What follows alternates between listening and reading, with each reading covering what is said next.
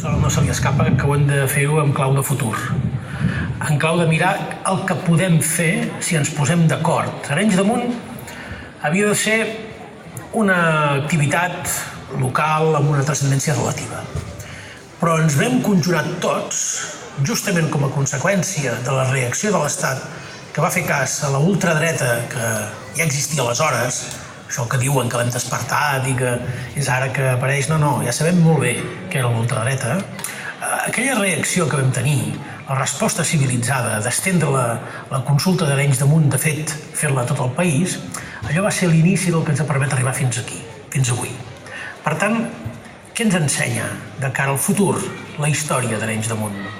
Que el camí correcte és aquest, d'intentar apoderar-nos mútuament, institucions, societat civil, de fer-ho com ho veu fer vosaltres fa 10 anys i com s'ha anat fent fins ara, molt transversalment, molt inclusivament, apel·lant a tothom i sobretot parlant de futur.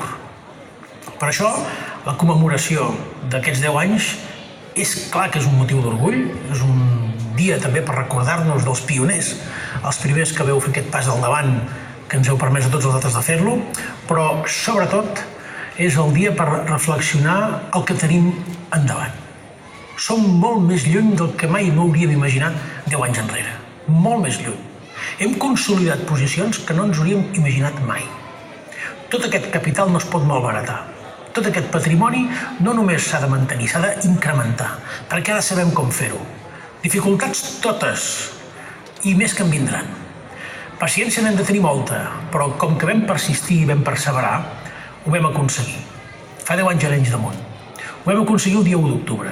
I ho aconseguirem d'aquesta manera tantes vegades com ens proposem d'afrontar els desafiaments que tenim com a poble amb la mateixa mirada que veu ensenyar-nos al conjunt dels catalans la gent d'Arenys de Munt ara fa 10 anys.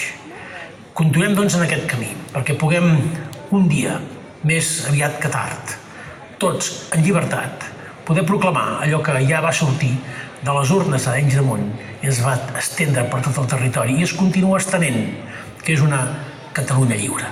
Moltíssimes gràcies i visca Catalunya lliure.